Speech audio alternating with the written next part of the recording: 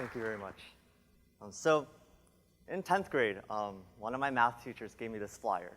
And it was a flyer for a math camp. I guess she thought I was a nerd or something. So she gave me a flyer for a math camp. It was a theoretical math camp. It's 6 weeks long, and it was up in Boston. And my initial reaction to this flyer was, why in the world would I ever do something like this? Like, why would I apply to something like this? Pure math, theoretical math, really? Like, I wanted to make a difference in this world, right? And if you're a person that's trying to make a difference in this world, I think one of the worst possible subjects you could ever choose to study is pure math. Like, think about how many applications there are of pure math in this world. Basically none. If you find a way that understanding what numbers are can save millions of lives every year, please tell me. I'm very interested to know. I'm very interested to know. But I was thinking more, and I realized that I've been doing math for a long time, right? I've been doing math competitions for as long as I can remember, honestly, which is not saying much, to be fair, because I have a pretty bad memory. But I've been doing math competitions for a lot, and I've studied math for a long time. And the natural progression after doing math for a long time is theoretical math. That's what a lot of people do. So I was thinking, it wouldn't really hurt if I applied to this math camp. And so I did. My rationale was that in 10th grade, I would apply. If I got in, I would go. And if I liked it there, then I guess sucks to be me, then I'll be stuck with academia for the rest of my life, because what else do you do with pure math?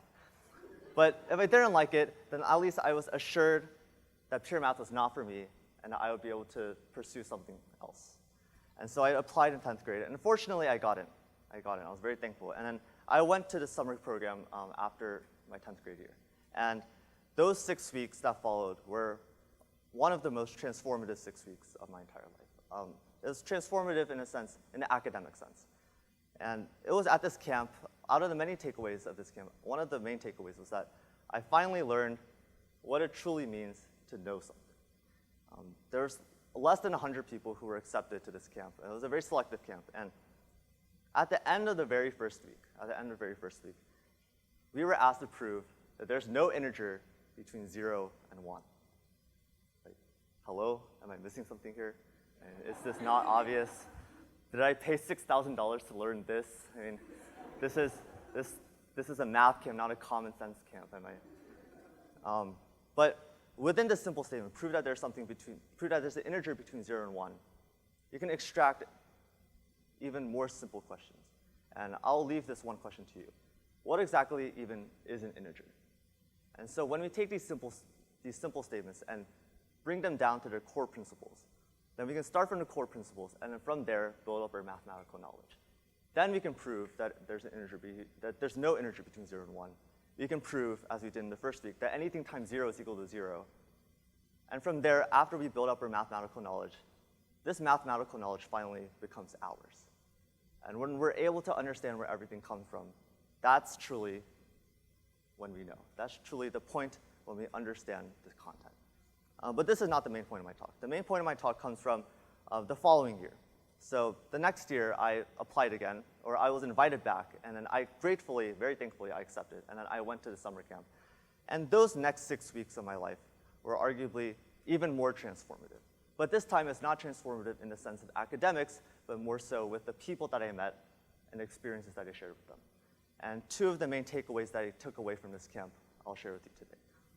So the first takeaway comes from one of my friends. His name is Brian. Actually, his name is not Brian, but we'll call him Brian. And Brian and I, we were very close friends. Throughout all the 12 weeks, I considered him at least as my closest friend, and hopefully he considered me as his closest friend. I don't really know. But we were very close, and after all the 12 weeks we spent together, it was our last day at camp. And this was up in Boston, so we were walking along the Charles River.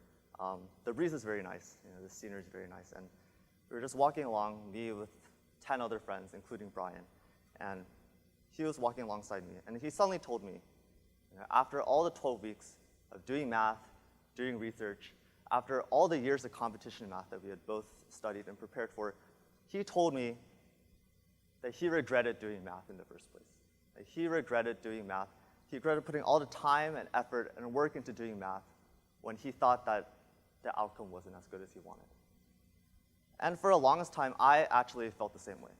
Because every year, at the beginning of every year, I set New Year's goals and resolutions. And for all the goals, I set the goals that I want to succeed in, the goals I want to reach in math.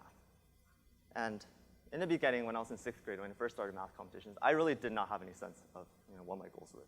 So they were pretty infeasible. But as I kept going on, I realized who I was, my capabilities, and I started to adjust my goals. But still, year after year after year, my main goals I couldn't reach. And on top of that, not only could I not accomplish what I wanted to do, but pure math, theoretical math, like what kind of applications are there truly? A lot of people say that for advanced math, there's a lot of applications out there. We learn advanced math so we can apply it to different STEM and other fields. But when you learn math for a long time, you finally realize that even in advanced math, there's only a small section of math that can actually be applied in other fields. And that section of math is not even pure math, it's applied math. So pure math really does not have any applications elsewhere. And so for the longest time, I was thinking, maybe what if I did something else, like physics or chemistry, something that could have a more meaningful impact on other people? What if I did those kinds of things? What if I was able to reach the accomplishments that I could achieve by doing a different subject? But there's just something sentimental about that day, I guess, because it was the last day, and we're just walking, and I didn't even know if I was going to see him ever again. Right? And on that last day, I told him that if he had never done math, then he would have never met me. He would have never met any of the friends that he met. He would have never developed the critical thinking skills that I had so admired in him throughout our research projects. He wouldn't have been able to accomplish any of that. And I think that's one of the greatest takeaways that I took away from that camp. If you're stuck with a decision, right? If you're in the crossroads with two decisions, for my man Brian, he was stuck with either pursuing math or pursuing something else. And he finally chose math. And although it didn't turn out the way that he wanted to, the takeaways that he had beyond the accomplishments that he tried to achieve were so much greater. The people that he met, the experiences that he shared with others, the skills that he developed, those are what make the process meaningful. And so if you're stuck with two decisions, humans are rational decisions. Humans are rational beings. I like to think that humans are rational beings. There are some times when humans don't make rational decisions. Like if you go out right now and decide to commit a crime or something, that's pretty bad. And I do not recommend you to do that. But for the most part, humans are rational beings. And so when you're stuck with two decisions, we like to make the rational choice. And even though it doesn't work out in the end, first of all, we would have never known that wouldn't have worked out. And second of all, even if we did choose the other option in the end, we would have never known how well that would have turned out either, because that never happened. We're only stuck with the reality. And so we should accept it and be confident about it. So we should never regret the decisions that we made. And the second takeaway that I have, I think I'm running out of time here, but the second takeaway is I introduced another friend, and his name is Josh. We'll call him Josh because his name is, again, not Josh.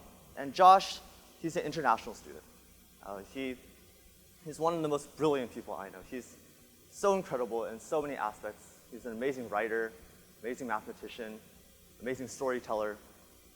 He's a truly admirable person. And even more beyond that, he has one of the greatest courage I've ever seen in anyone.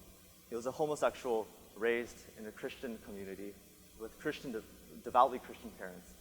And it came to one point where his parents were so unaccepting of him that his dad told him to leave the house. I'm not sure if he was very serious about it, but he told him to leave the house. And so at one point, Josh, he finally packed his bags and he ran off. And what I learned from him is that truly if we strip ourselves of the labels that we call ourselves, and of the categorizations that we classify people in, we can truly see each person for what they are. I think humans are the most powerful for how we empathize, for how we love, how we share for each other. And with Josh, it was truly a powerful experience. And he told me at the last day of camp, he wrote to me, Han, there's so much love in this world, if only we open our arms and accept it. And everyone is very unique in their own way. I like to say that there's a lot of famous people out there, a lot of famous people with biographies and even autobiographies. But every person in this world, even all of you, we all have our own unique life stories too. We all have our own biographies. It's just that our biographies haven't been written yet. And so it's my mission in life, and I hope to share this mission with you, to go out in this world and to read all the biographies that you can, and to connect with people, to empathize with them, and to share the love that we so love. Thank you very much.